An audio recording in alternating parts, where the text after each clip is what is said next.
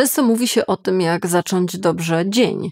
I to oczywiście jest bardzo ważne, żeby się fajnie, oczywiście on rozpoczął. Natomiast to, jak on się rozpocznie, też zależy od tego, jak zakończysz poprzedni dzień. Jak wygląda twój wieczór? Jak to jest? Czy ty leżysz gdzieś całkowicie nabuzowana, tam się w głowie dzieje a propos tego, co się wydarzyło w ciągu dnia? Gdzieś te wszystkie myśli, te wszystkie wydarzenia, osoby, gesty, miny i porażki, błędy, wszystko wiruje ci w głowie i w ten sposób na przykład bierzesz komórkę, przeglądasz media społecznościowe, aż gdzieś tam uśniesz, to będzie miało wpływ. To będzie miało wpływ nie tylko na twój sen, ale i na to, w jakim nastroju, w jakim stanie się obudzisz następnego dnia. Dlatego uprzedzając fakty, oczywiście to, co robisz o poranku ma znaczenie, ale przygotujmy się jeszcze do tego wieczorkiem. I dzisiaj opowiem ci o 3 prostych rzeczach do zrobienia od zaraz, tak żeby ten właśnie wieczór był zaopiekowany, był takim czasem, który przyniesie ukojenie, co bardziej zagwarantuje ci wejście w poranek, a także po prostu w sen w łagodniejszy i zdrowszy sposób.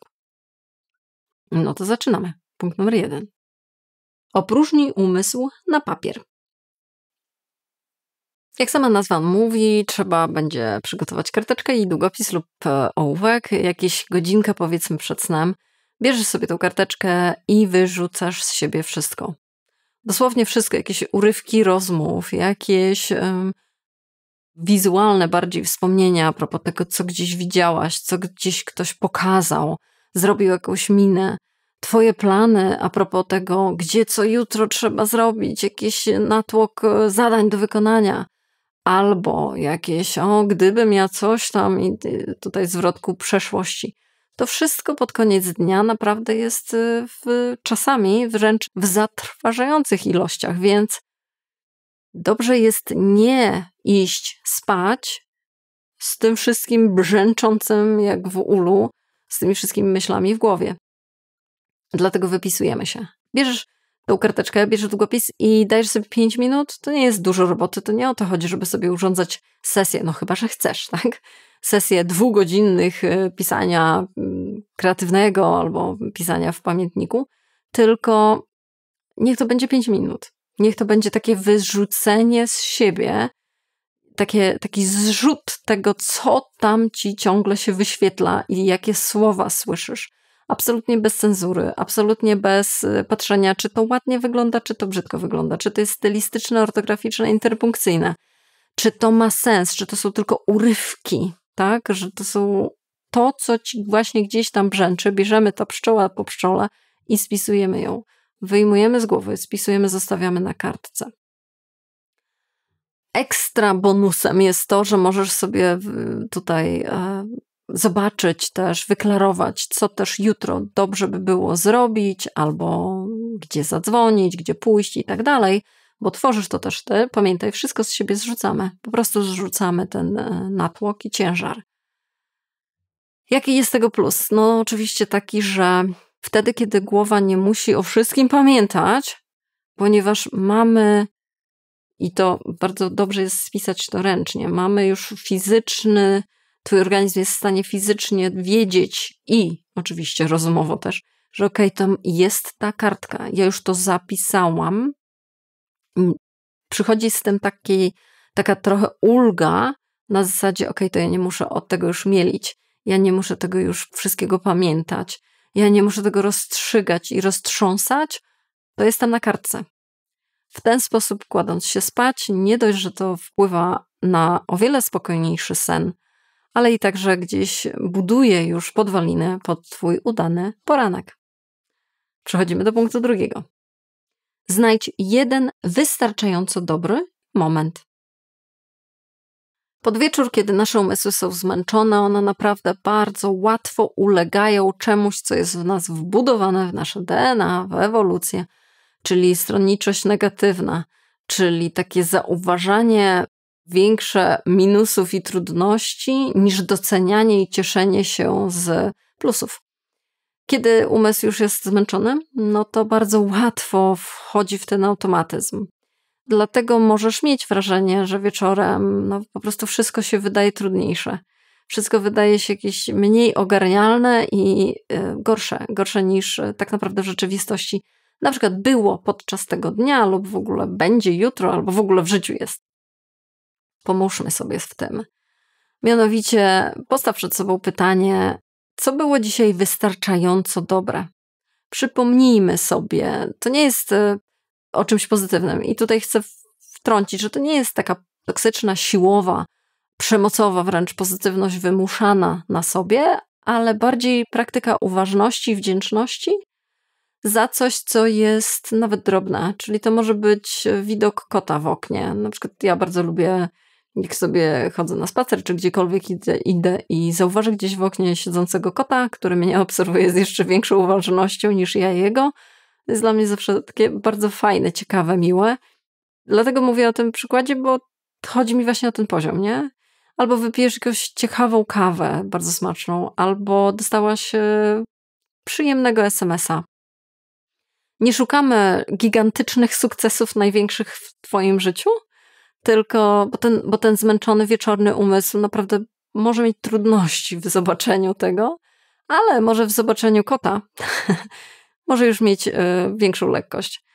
I przypomnij sobie o tym, pomyśl sobie, może powiedz komuś, wiesz, widziałam dzisiaj takiego kota, albo dzisiaj wypiłam super smaczną herbatę, chyba była z tym, z tym.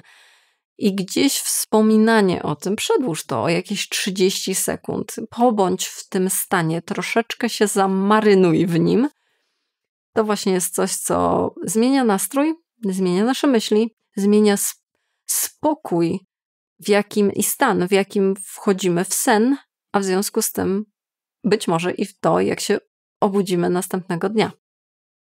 Przy okazji oczywiście daj znać w komentarzu, jaki jest twój wystarczająco dobry moment z dzisiaj, być może z wczoraj, w zależności kiedy oglądasz ten film. Co takiego fajnego, na zasadzie tego kota w oknie. Pamiętaj, że komentarze bardzo tutaj pomagają, bo możemy się od siebie uczyć. Przy okazji powiem też, że jeżeli masz trudność w wyszukaniu jakichkolwiek pozytywów w swoim życiu czy w swoim dniu i może jest to powód, żeby z kimś porozmawiać i masz ochotę na konsultacje 1 na 1, to też one są w mojej ofercie. Zapraszam serdecznie. Jak się zapisać, zostawiam linka na dole. Oraz oczywiście też zapraszam do newslettera, bo tam dajemy sobie spokój raz w tygodniu poprzez treść pisaną i takie kojące miejsce, gdzie zawsze coś będzie na ciebie czekać w niedzielę, co ci pomoże. Natomiast my przechodzimy do punktu 3. Zresetuj układ nerwowy. Oczywiście możemy dużo mówić, możemy dużo pisać, ale nie możemy zapominać o naszym ciele, które nie mówi językiem słów, tylko mówi językiem sensoryki, dotyku, temperatury i tego typu doznań, więc też musimy zwrócić na to uwagę. Czyli innymi słowy, daj swojemu umysłowi i ciału znak, że zmieniamy tryb. Tryb z walki ucieczki, tryb z starania się i ogarniania swojego dnia na tryb, teraz możemy spocząć. Teraz możemy odpocząć i trawić ten cały dzień, albo to, czym się dosłownie nakarmiłaś, i możemy przełączyć się na wolniejszy tryb funkcjonowania. Jak to zrobić? Weź prysznic. Na przykład kontakty z wodą jest tutaj super, super kluczowy. Możesz poświęcić kilka minut, znowu mówię o 5 minutach, a nie o 5 godzinach, na to, żeby to było bardziej do zrobienia, większe szanse, że skusisz się o to, większe szanse na to, że faktycznie powtórzysz to sobie jutro, pojutrze i tak dalej. Jeżeli to będzie na przykład 5 minut technik oddechowych albo posiedzenia sobie na leżaczku, na balkonie czy w ogródku, po to, żeby położyć sobie rękę na klatce piersiowej i powiedzieć: jestem już bezpieczna, mogę zakończyć ten dzień, jest dobrze. I oddychać sobie kilka razy. Oczywiście przytulenie się, tak jak mówiłam, dotyk do bliskiej osoby, do bliskiego stworzonka. To jest to wszystko, co właśnie nasze ciało potrzebuje, nasz układ nerwowy, żeby się przełączyć z tego współczulnego funkcjonowania na przywspółczulne, czyli na te, które właśnie jest odpowiedzialny za odruch relaksacyjny, a nie odruch stresu i napięcia. A jeżeli masz ochotę podzielić się swoimi własnymi pomysłami na to, jak można zakończyć dzień w sposób taki kojący i pełen troski i spokoju, to oczywiście, że nie czekaj, pisz. Dlaczego? Dlaczego by nie? Każdy komentarz jest wsparciem tego, co robię, także z góry Ci za to bardzo dziękuję, podobnie jak wszystkim innym osobom, które wspierają mnie poprzez inne platformy. Wielkie dzięki za to, że tutaj jesteście. Bardzo, bardzo Was doceniam i Wasze gesty. A my co? Widzimy się następnym razem. Do zobaczenia.